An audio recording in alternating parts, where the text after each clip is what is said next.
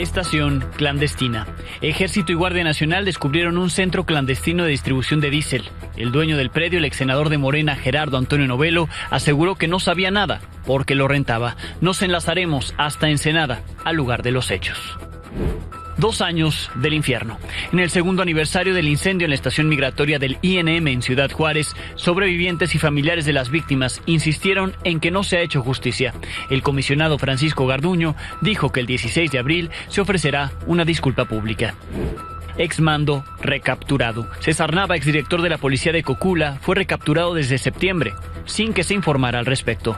Milenio confirmó su detención por su papel en la desaparición de los 43 estudiantes normalistas de Ayotzinapa. Cuau se apersona. Como lo sugirió la presidenta, Cuauhtémoc Blanco acudió a la Fiscalía Estatal de Morelos para conocer la carpeta de investigación en su contra por intento de violación. Aún si el proceso siguiera, no se podría ejercer acción judicial mientras tenga fuero.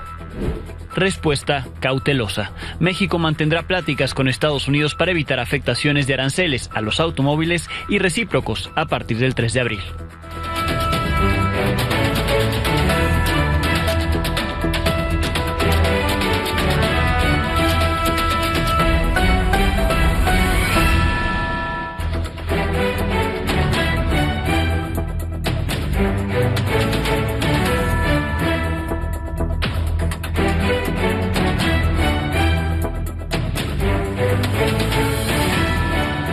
Buenas noches. Una estación clandestina con más de 7 millones de litros de combustible fue descubierta en Ensenada, Baja California. Se trata de un supuesto centro de almacenamiento y distribución de huachicol. La Fiscalía General de la República, el Ejército Mexicano y la Guardia Nacional lo descubrieron. Está a un costado de la carretera escénica en el Sausal de Rodríguez. La Fiscalía General de la República cateó este inmueble después de obtener una orden tras recibir un aviso por fuerte olor a combustible. En este lugar fueron encontrados 19 tráileres y más de 35 remolques con tanques llenos de hidrocarburo de procedencia ilícita. ¿A quién pertenece este inmueble? Es de un ex senador de Morena, de Gerardo Novello Osuna, quien de inmediato dijo que no sabía nada de lo que ahí en su terreno estaba ocurriendo. Informó que efectivamente el predio es de su propiedad, pero que se lo rentó a Luis Francisco Rodríguez Orozco, conocido como Gusi, originario del municipio de Ensenada. El ex senador compartió parte del contrato ahí en su pantalla. Es un contrato de arrendamiento que ambas partes firmaron. Por cierto, esta publicación, junto con parte del contrato, fue eliminada hace no más de una hora, sin motivo alguno. Hasta ahora no hay una nueva redacción del ex senador propietario de ese predio. Mi compañero Said Betanzos está desplegado en la zona donde ocurrió este aseguramiento y sigue el operativo de las autoridades. ¿Cómo estás, Said? Muy buenas noches. ¿Qué tal? Muy buenas noches, Alejandro. Comentarte qué ha pasado, qué sigue en este lugar. Bueno, hay un dispositivo de seguridad por parte del Ejército Mexicano, de la Guardia Nacional, en todo este perímetro, que son 4 hectáreas, en donde están vigilando. ¿Por qué? No hay ingreso de nadie debido a que, bueno, es una zona altamente flamable. Te quiero comentar que todo esto sucedió precisamente, lo comentabas, porque empieza un olor muy fuerte y de hecho es muy característico ya por la noche. Yo estaba hace aproximadamente a unos 5 kilómetros de aquí y huele bastante. Y es que resulta que aquí donde yo me encuentro, aquí a un costado hay agua y pareciera que es agua simple, pero no. Esta agua está contaminada precisamente con todo este combustible que está en el interior de este predio. Lo que nos han informado las autoridades, porque todavía falta que hagan las pruebas, es que es diésel. Se estima que, bueno, pudiera rebasarse los 7 millones de litros de hidrocarburo. ¿Por qué? Porque no se ha contabilizado lo que tienen estas pipas que se encuentran al interior. Además, bueno, y te decía, por eso es que se dan cuenta de este lugar, porque hay un reporte, llega aquí ayer la Guardia Nacional, el Ejército Mexicano, y encuentran este inmueble deshabitado, y después solicita la presencia del personal de protección civil. Hasta este momento, el cateo no ha concluido porque todavía les falta revisar a las autoridades algunas cosas al interior, pero te quiero comentar que no se encontró ninguna bitácora, no se encontró ningún documento de importación de este combustible. Hay una versión de que pudiera haber, hay 3 versiones. Este combustible pudiera haber sido traído desde Asia en un buque, porque todo esto almacenado aquí cabe en un buque. Okay. Y bueno, la otra es que pudieran haberlo traído de Estados Unidos, pero lógicamente llegó Aquí hay que recordar que, bueno, pues se pueden estacionar navíos en el puerto de Ensenada, Sí. y que de ahí lo trajeron a este lugar. Pero también existe la otra versión de que todo este combustible pudo haber sido robado de algún ducto de Pemex y traído hasta este punto.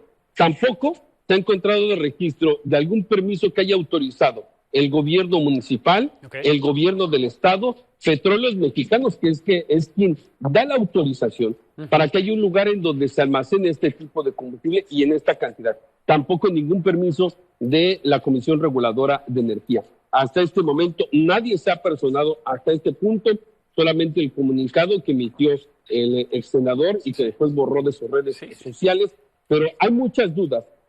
¿Cómo llega esta gran cantidad? 7 millones de litros de combustible, pero además está almacenado en una especie de galerones, y cada uno además podías tú conectar una manguera como en la estación de gasolina y de ahí despachar combustible directamente a algún tráiler.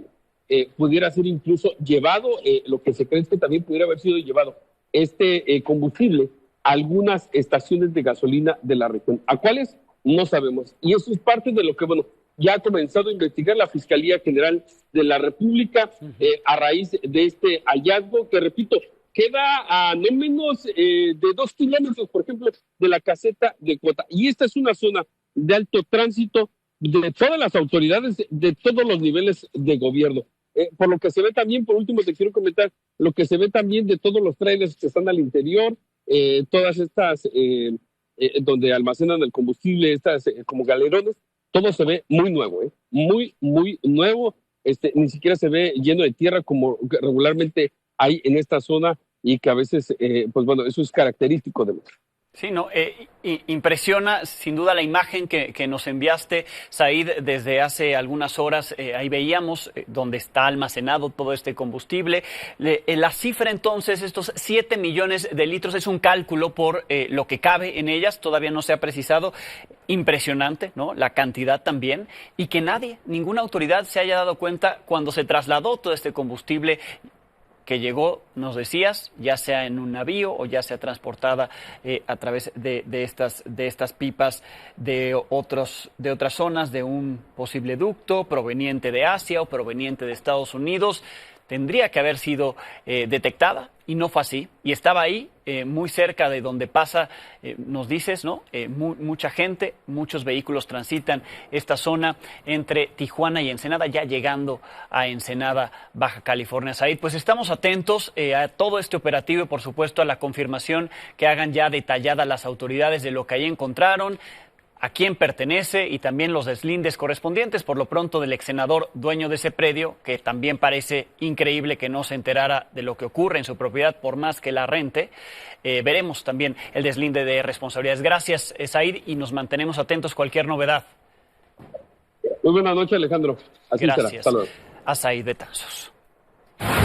Hoy, esta noche, se están cumpliendo 2 años de la tragedia que le quitó la vida a 40 migrantes, dejó a otros 27 con secuelas de por vida. Ocurrió en Ciudad Juárez, Chihuahua. Esa noche, un grupo de migrantes protestaba contra el encierro en el que los tenían. Según las investigaciones, algunos de ellos prendieron fuego a colchonetas del lugar, que se convirtió en un infierno en pocos minutos. Todo quedó grabado por las cámaras de seguridad de esa estación del Instituto Nacional de Migración. Las imágenes dejaron ver la falta de condiciones de seguridad, los guardias privados que no quisieron abrir la puerta a los migrantes, por supuestamente no encontrar la llave de esa reja.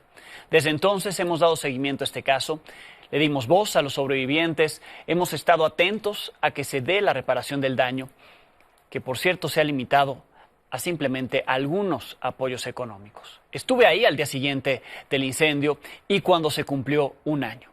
No se había hecho justicia. Los imputados seguían sin enfrentar la justicia y las víctimas necesitaban más que solo dinero. Terapias, rehabilitaciones, reunirse con sus familiares.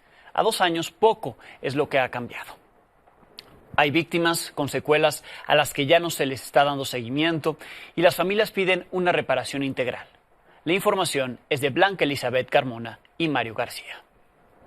Creo que siempre lo voy a recordar, no por solo el hecho de lo que me haya pasado a mí, sino el hecho de las otras víctimas que no no pueden contar su historia.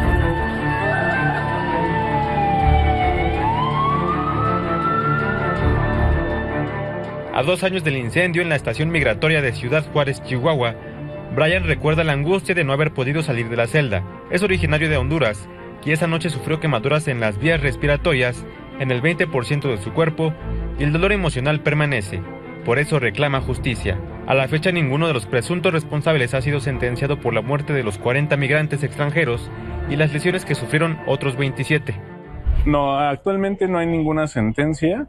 Como nosotros solicitamos que se frenaran los 5 procesos que habían iniciado, porque no se habían respetado los derechos de las víctimas, pero en los juicios penales federales y juicios de amparo, pues no los han resuelto. Entonces no ha habido ninguna resolución. Familiares de los 40 migrantes fallecidos y los 27 heridos se unieron al llamado de justicia en un posicionamiento dirigido a la presidenta Claudia Sheinbaum. Le piden ayuda con las secuelas físicas y psicológicas que padecen. Diferentes organizaciones civiles llegaron hasta Palacio Nacional, en la Ciudad de México, para hacerle llegar estas preocupaciones. Protestaron con las 40 fotografías de las víctimas mortales y leyeron el documento a las puertas del recinto. Rubelsi es otro migrante con secuelas tras los hechos del 27 de marzo de 2023. Él es originario de Guatemala y aunque ya pudo llegar a Estados Unidos, asegura que no tuvo una reparación integral por las lesiones que aún tiene en el sistema respiratorio y el estómago. A mí nunca me dieron seguimiento de salud, en cuestión psicológica, nunca nos prestaron ayuda psicológica, prácticamente eso no fue una terapia psicológica, simplemente fueron charlas que nos dieron. Para Lorena Cano del Instituto para las Mujeres en la Migración, todavía falta mucho para poder hablar de justicia en este caso.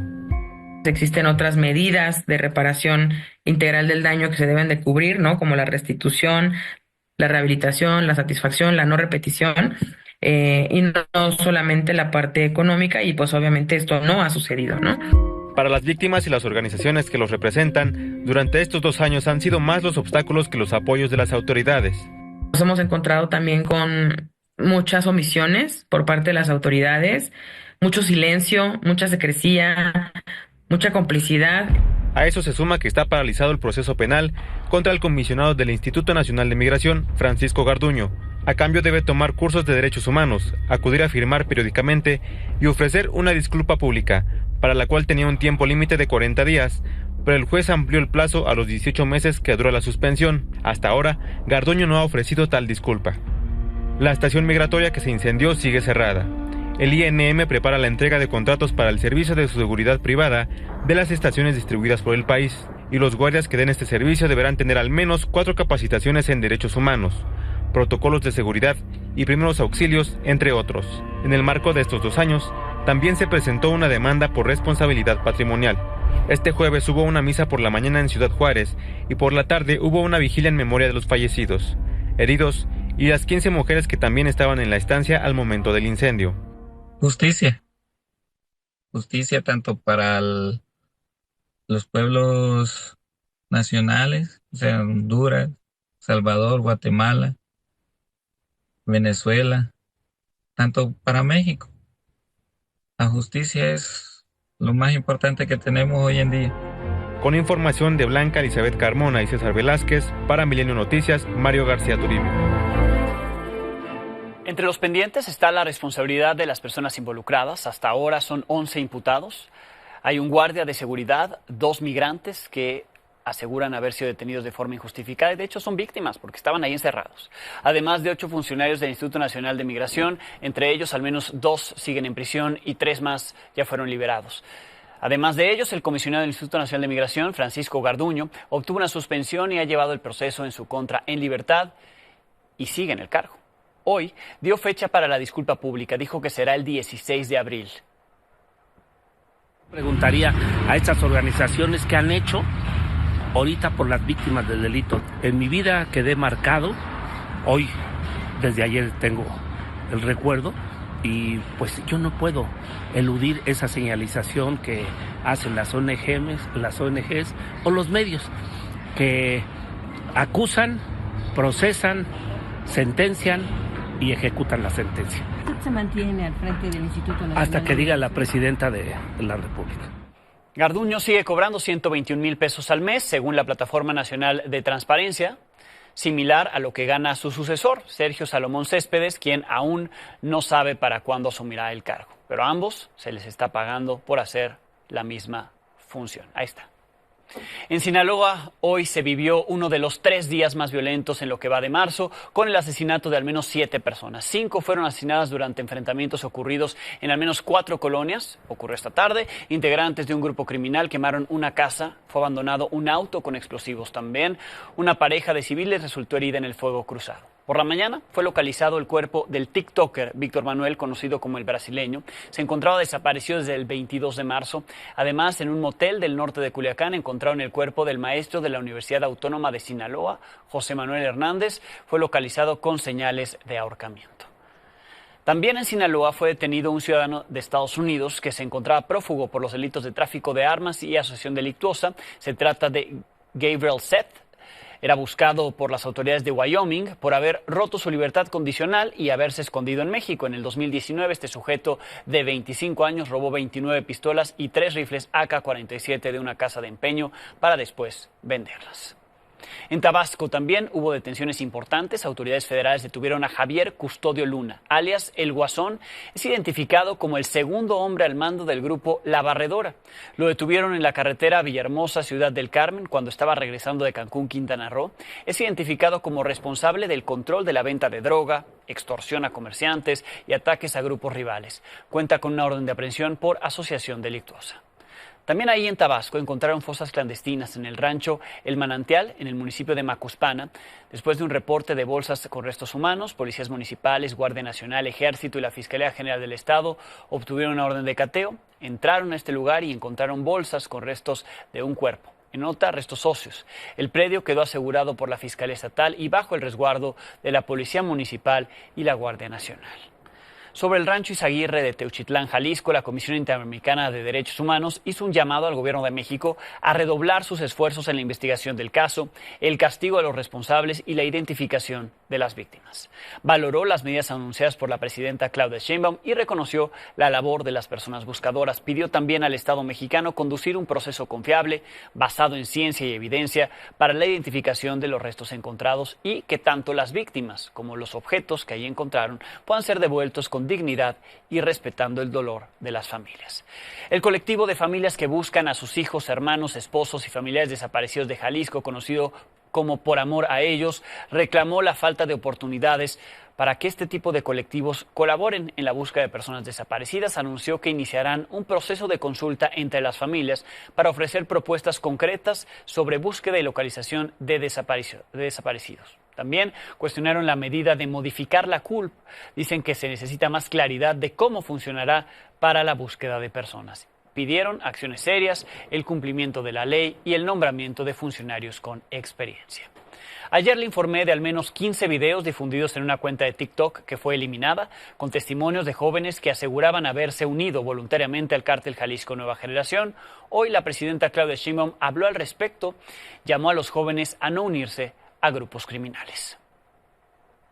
Preguntarle a su gobierno qué acciones tiene, qué acciones está llevando a cabo para combatir este reclutamiento o impedirlo. Tiene que ver con esto que firmamos el día de hoy. Son varias medidas que estamos tomando para poder atender la situación de desaparición, que es la prevención y, por supuesto, la atención y la justicia.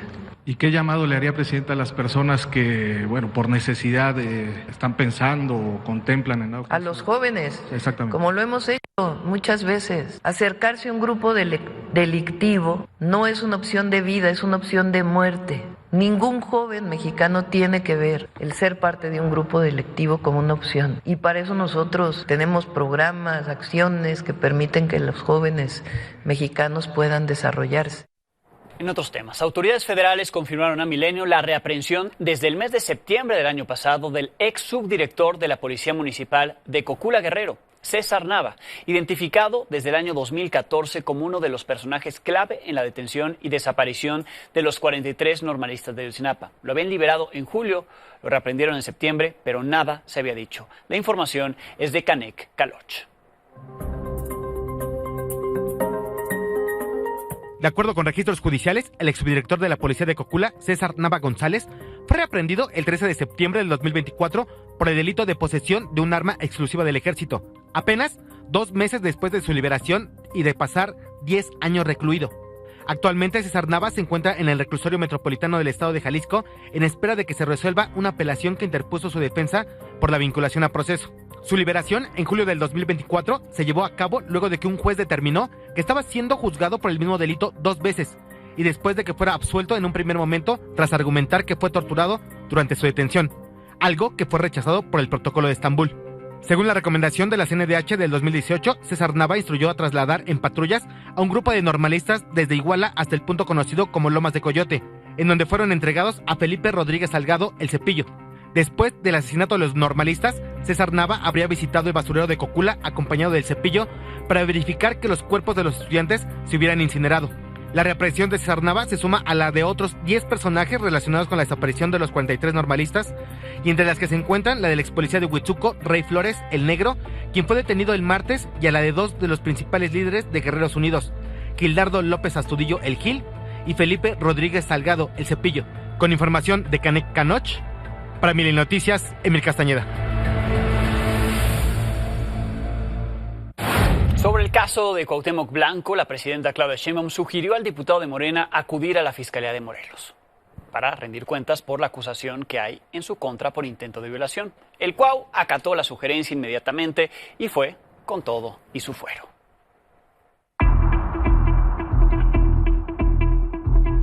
Sería muy bueno, por ejemplo, que Cuauhtémoc Blanco fuera a declarar a la Fiscalía y que diera su declaración.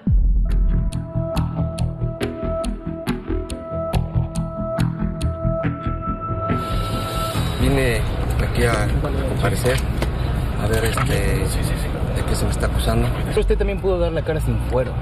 ¿Quién está pidiendo que renuncie al fuero, diputado? ¿Podría hacerlo? Eso no tiene nada que ver del fuero. Pero también lo hubiera hecho. Se pudo haber pedido licencia. Diputado, el motivo de la presencia. Se sigue, aquí estoy, no me escondo, no corro. Aquí estoy, que se esclarezca bien. Eso es lo único que le pido a la Fiscalía, porque esta es una revancha política. ¿De quién? ¿De quién? ¿De quién es la revancha? Eso es directamente de él. Yo lo denuncié anteriormente en la Ciudad de México. Por extorsión. Por extorsión, porque realmente hay Auriel Carmona. Hoy le tengo mucha confianza a esta Fiscalía. Dice la señorita que intenté violarla. Después de 8 meses me denuncia. Y se junta con Auriel Carmona a hacerme esto. Y la verdad que esto es una revancha política. Yo tengo esposa, tengo 2 hijas, tengo una madre, somos humildes, me dio una educación, pero es hasta donde tope. No es mi papá, ni es mi media hermana, es media hermana de mi hermano mayor. Lamentablemente mi mamá no me cambió los apellidos y sí aparece en mi acta de nacimiento el que es el papá de la víctima. Nos acaban de decir que no nos van a dar acceso a la carpeta de investigación porque no hay acto de molestia. Lo que ellos refieren es que no se le ha notificado formalmente que está investigado, lo cual es absurdo cuando el agente del Ministerio Público, que fue quien solicitó precisamente este desafuero, es la misma gente del Ministerio Público que nos acaba de recabar la comparecencia voluntaria y ella misma nos refiere que no hay acto de molestia. Vamos a impugnar el acuerdo que se nos acaba de notificar en el cual nos están negando el acceso a la carpeta. A mí como abogado lo que yo te puedo decir es qué se está ocultando, qué es lo que no quieren que tengamos acceso, qué es lo que quieren perfeccionar, qué es lo que quieren subsanar, qué es lo que quieren, no sé. Un show. Por la tarde, la Fiscalía de Morelos señaló en un comunicado que la comparecencia voluntaria de Cuauhtémoc Blanco se desarrolló conforme a los protocolos establecidos y en pleno apego a derecho. Reiteró su compromiso de ser imparcial y respetar los derechos humanos de todas las personas sin distinción de cargo, filiación política o condición pública, así como conducirse sin juicios anticipados y evitando toda forma de politización y revictimización. Esta mañana la presidenta de México, Claudia Sheinbaum, y el secretario de Economía, Marcelo Ebrard, dijeron que buscarán que haya un trato preferencial para los autos que se exporten desde México hacia Estados Unidos tras los aranceles anunciados por Donald Trump. La respuesta integral se dará una vez que entren en vigor el 3 de abril. Así lo explicaron. Yo he estado manifestando varias veces que nosotros vamos a dar una respuesta integral a lo que se anunció de acero y aluminio, lo que se anuncia hoy de automóviles y lo que van a anunciar el 2 de abril, posterior al 2 de abril. Porque no queremos dar una respuesta a cada tema, sino realmente una respuesta integral. Y eso no quiere decir que el 3 de abril se cierran las puertas del trabajo con Estados Unidos. Siempre vamos a buscar pues, lo mejor para México en este momento. Si van a cambiar el sistema, si vamos a ir a un sistema de aranceles tan altos, lo que tenemos que buscar es un trato preferente para México, de manera que tengamos condiciones de proteger nuestros empleos y la actividad económica de México. Esto, desde luego, ha sido difícil, como ustedes pueden imaginar. Esos vehículos que estamos exportando, pues no tendrán el 25%, sino tendrán un descuento, dependiendo de la integración que tengan de los componentes. Que estamos en una mesa que se abrió con el secretario de Comercio para cuidar las autopartes mexicanas, que además, como ya dije, pues son el 40% del total de las autopartes que en Estados Unidos se integran a toda la cadena productiva de los Estados Unidos. Otro tema que también se aclaró, que pudimos avanzar en estas pláticas, es que no se le cobre varias veces tarifas a los fabricantes que están en México, porque como alguna vez expliqué en la mañana, me hizo favor de invitarme a la presidenta, pues un pistón cruza 7 veces la frontera. Imagínense ustedes si le cobran 7 veces el 25%, ¿verdad? O el porcentaje que sea. Hay mucho pueblo en México, mucho pueblo. Y eso nos da la fuerza para poder tener un trato preferencial con los Estados Unidos. 3 asociaciones del sector automotriz consideraron que las medidas arancelarias atentan contra 30 años de integración. En un comunicado explicaron que además de perjudicar a esta industria en América del Norte, afectan directamente a los consumidores de Estados Unidos, así como las inversiones y los empleos en los 3 países. Dieron a conocer que estarán en coordinación con sus contrapartes de Estados Unidos y de Canadá para mantener el compromiso de preservar la competitividad y la integración del sector en la región.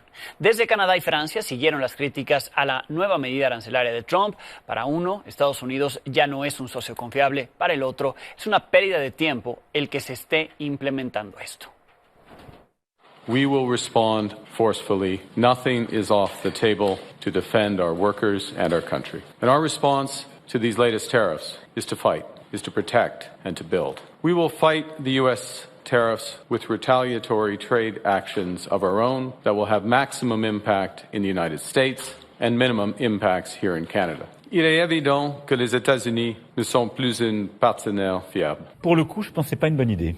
Je l'ai dit au président Trump, et je lui ai redit hier et je continue à lui dire, mettre des tarifs, c'est casser des chaînes de valeur, c'est à court terme créer un effet inflationniste et plutôt détruire des emplois. Et je trouve qu'il y a une forme de paradoxe à voir les principaux alliés des États-Unis être les premiers taxés. Mais enfin tout ça fait plutôt perdre du temps et va créer beaucoup d'inquiétudes dans de nombreux secteurs. Et donc on va aussi veiller de manière très étroite à accompagner avec la Commission européenne l'ensemble des secteurs économiques qui seront touchés et à apporter des réponses à l'égard des uns et des autres.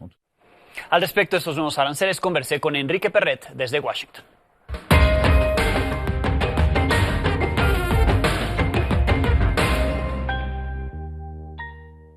¿Qué te parece el anuncio, el momento, el contexto y también el golpe que esto representa en términos económicos? A ver, me parece, no sé si es casualidad que lo haya hecho, evidentemente, el anuncio de los aranceles el día de ayer, porque también es un anuncio muy fuerte en el sector probablemente más sensible, emocional de los Estados Unidos, el sector automotriz, que sabemos que está digamos, en los huesos del norteamericano, ¿no? Sí. Cuando Donald Trump se refiere a Make America Great Again, hacer de América el mejor país nuevamente, se refiere principalmente a esas armadoras, a esa época de los 70s, 80s, en los que las armadoras automotrices de los Estados Unidos eran las empresas más grandes del mundo, las más importantes, vinculadas a las manufacturas de Estados Unidos, a este sueño americano, ¿no? Entonces es un tema también súper importante. No sé si fue casualidad la misma semana de esta crisis de seguridad, hay que decirlo, con el secretario Hegseth, que está pues involucrado ahí, que pues mucha gente lo quisiera tumbar, evidentemente. Pero a ver, el tema automotriz, él ya había mencionado en muchas ocasiones que quería imponer aranceles, que ahora lo hace, que serán efectivas hasta la próxima semana, Alejandro, el día 3 de abril, pero que en su imaginario, digamos, en su lógica económica, al imponer estos aranceles, las empresas automotrices regresarán a Estados Unidos, reindustrializarán Estados Unidos y entonces construirán los coches 100% terminados en Estados Unidos. Hoy, Alejandro, pues hay un mercado en Estados Unidos de más o menos de 19, 20 millones de autos que se consumen en Estados Unidos todos los años. Cerca de 12 millones de esos son importados de otras partes del mundo, de lo cual México aporta pues cerca de 3 millones, un poquito más de 3 millones. Estamos hablando de casi un 25% de lo que Estados Unidos importa y un 16% de todo ese mercado de los Estados Unidos. Entonces, pues un golpe muy fuerte para México y para la economía mexicana. Sí, hay algunas ahí detalles en la hoja de datos, en la propia orden ejecutiva, sobre cómo se cobrará ese arancel en términos del TEMEC. No es darle la vuelta, Enrique, no es darle la vuelta al TEMEC que él firmó. No solamente es darle la vuelta, se le da la vuelta nuevamente con una medida que ya le gustó, que es seguridad nacional, además, con un artículo, el 232, que le da a él como presidente esa posibilidad de decretar aranceles de manera unilateral y no tener que ir al Congreso, que el Congreso es quien también además ratifica el tratado, etcétera. Sí.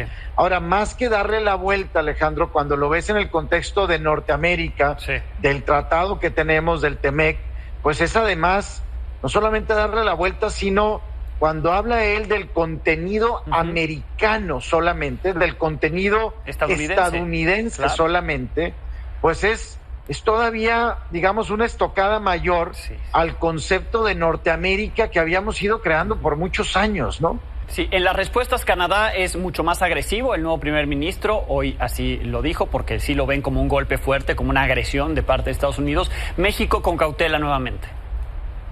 Mira, hay que recordar que Canadá está en elecciones. En un poquito más de 30 días van a tener elecciones, y al primer ministro que está hoy en turno, que además acaba de entrar apenas hace 2 semanas, una vez que el primer ministro Trudeau se baja, le funciona esto. O sea, hoy el país de Canadá, entre más tengan a un primer ministro que digamos, que contrarreste las políticas de Donald Trump, el Partido Liberal vemos que está subiendo. Entonces, es un tema electoral político. Creo que no es la posición de México. La postura de la presidenta Sheinbaum es esperar todavía al 2 de abril. Parece que es lo estratégico y lo conveniente, en lugar de salir hoy a retaliar, digamos, con aranceles o algo, y la próxima semana vienen nuevos aranceles. Además, y lo tienes que volver a hacer, pues a lo mejor con cautela, con paciencia, y esperar qué viene la próxima semana. Y además, pues continuar, Alejandro, pues un poco ya negociando, ¿no? El secretario Marcelo Ebrard, él mismo lo dice en redes sociales, en la mañanera del día de hoy, ha estado acá en múltiples reuniones. Pues se está negociando, Alejandro. Ojalá y haya un retroceso, ojalá y podamos volver al contenido del USMCA y al contenido del TEMEC, y que sea bajo el mecanismo del tratado, en donde no se tengan aranceles, y a lo mejor aquellas empresas que no cumplen con el tratado, en donde me parece que todos estaríamos conscientes que si no cumples con el tratado, pues a lo mejor hay una penalidad, y a lo mejor ahí es donde podemos encontrar una puerta para pues esos aranceles que tanto al parecer quiere Donald Trump. Que así sea. Enrique, como siempre, muchísimas gracias. Abrazo hasta allá. Gracias, Alejandro. Abrazo para ti. Enrique Perret, desde Washington. En Canadá ya hay todo un boicot para dejar a un lado los productos hechos en Estados Unidos y consumir más los productos locales y hasta los de México, una medida que ya generó un impacto negativo para las importaciones de Estados Unidos a Canadá. Desde allá nos informa Rafael Montes. Look, what I'd like to see Canada become our 51st state. Desde hace al menos 3 meses, esta amenaza de querer adjudicarse el territorio canadiense ha sido parte del discurso de Donald Trump, que sumado a la imposición de aranceles, ha ocasionado una animadversión entre sus vecinos del norte, que se sienten maltratados. We are now very loyal to Canadian and Mexican too, because we are hurt, both countries very hurt. He's just causing a lot of havoc and hardship for so many people, deporting people and doing all these terrible things. Antes los canadienses veían a los estadounidenses como sus hermanos, como sus aliados, y hoy sí se nota un interés por distanciarse. Aunque discretos, una de las maneras en las que han comenzado a manifestarse en contra de las decisiones de Trump es no consumir productos fabricados en Estados Unidos y privilegiar lo hecho en casa, como esta mujer que compró carne y leche producidas aquí.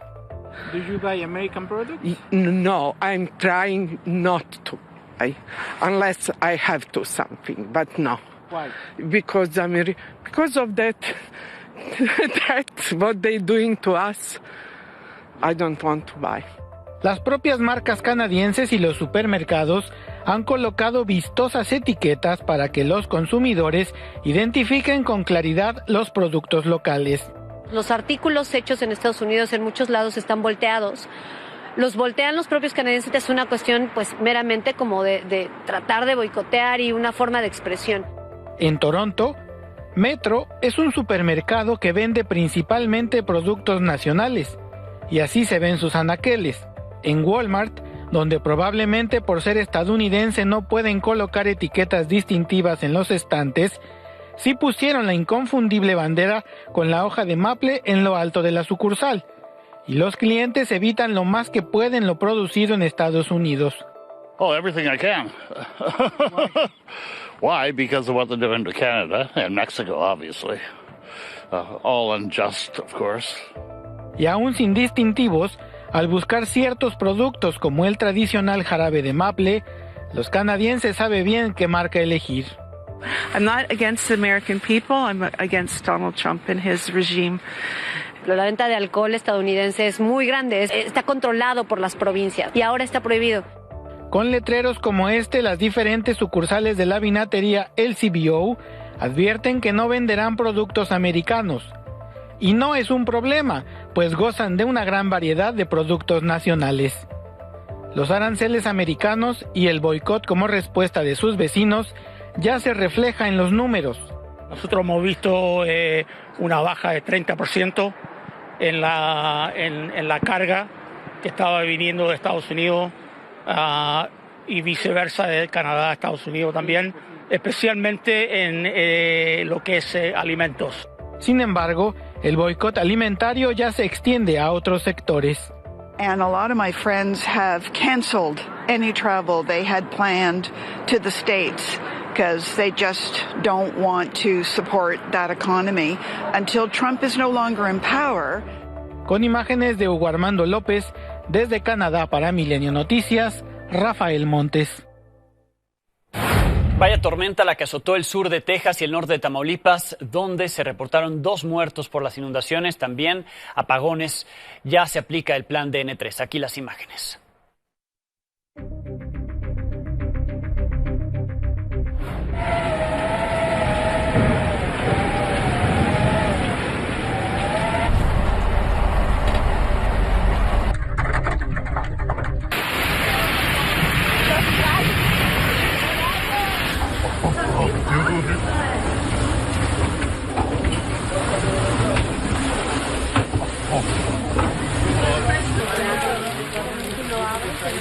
Porque ahí arriba está muy peligroso estar nada más ahí arriba. No sé si hay alguien más ahí con él.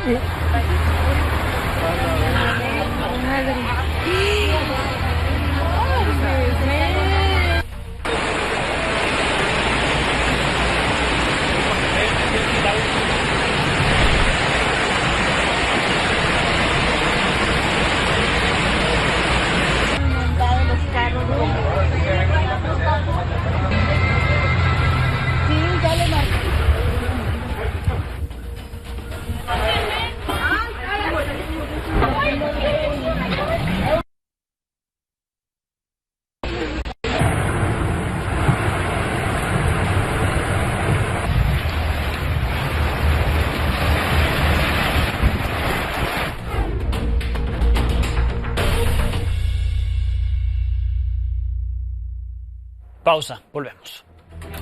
Uno hasta el fondo, Gilgamesh.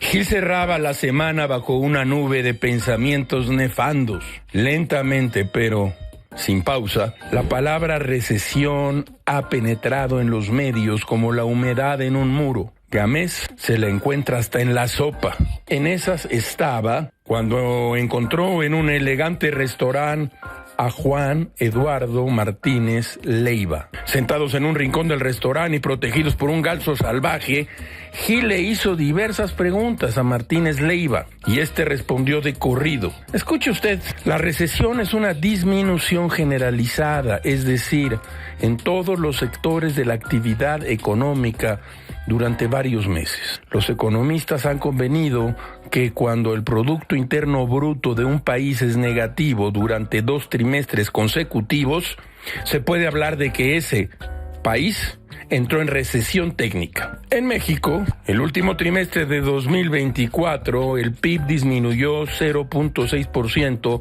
y con datos ya conocidos de la demanda y la inversión de enero y febrero, se estima que en el primer trimestre de 2025, el PIB disminuya en un porcentaje de ese orden, poco menos de 1%, con lo que se puede decir que México ya entró en recesión. Todo es muy raro, caracho. Como diría el propio Gilgamesh, está cabrón.